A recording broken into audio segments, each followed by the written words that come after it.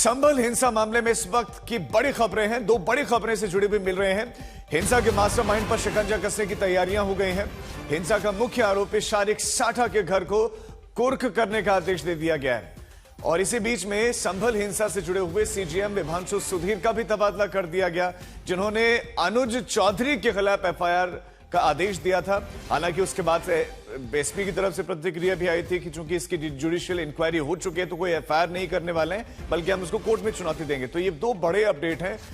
विभांशु सुधीर की कोर्ट में आलम की मौत का ये पूरा का पूरा मामला है। आरोप यह है कि उसके पिता का आरोप यह है, यामीन का, कि 24 नवंबर 2024 को वो तो घर से टोस्ट रस्क जो है बांटने के लिए निकला था, बेचने के लिए निकला था, लेकिन उसे गोली मार दी गई। उसके बाद से कोर्ट में इस पूरे मामले को लेकर गए और सीजीएम ने एफआईआर के आदेश दिए, किसी और पर नहीं बल्कि पुलिस के बड़े अधिकारी अनुज चौधरी उन पर आदेश दिए। लेकिन उसके बाद उन सीजीएम का ट्रांसफर हो गया।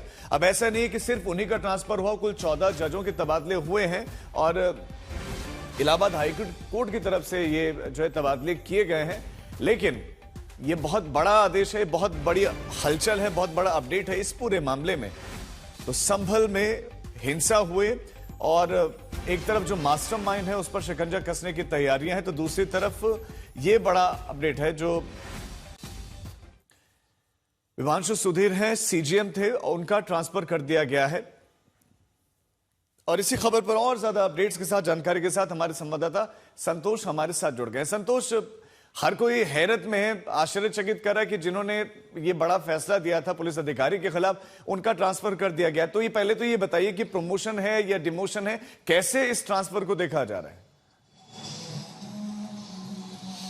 देखिए, वैसे तो अगर देखा जाए तो हाईकोर्ट के आदेश पर सीजीएम चंदौसी कोर्ट लगती है, उसके जज विभांशु सुधीर का जो तबादला है वो 14 अन्य जजों के साथ तबादला किया गया। लेकिन जो विभांशु सुधीर का तबादला किया गया वो सिविल जज बनाया गया, सीजीएम से सिविल जज सुल्तानपुर बनाया गया। तो एक तरीके से डिमोशन की पोस्ट कही जाएगी।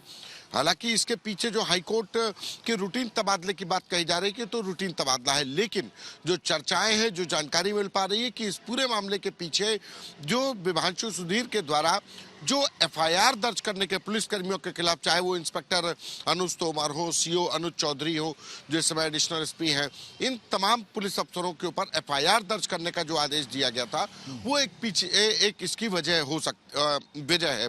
इसके कारण भी है कि जब विभांशु सुधीर ने इस मामले में पुलिस कर्मियों पर एफआईआर दर्ज करने के आदेश दिए थे, उसके बाद एसपी संभल ने साफ तौर पर कहा था कि ये आदेश अवैध है और हम इसके खिलाफ अपील करेंगे। लेकिन एक बड़ा सवाल जानकारी मिल पा रही है कोर्ट का तो आदेश था, किसी तरह का पालन नहीं हुआ था।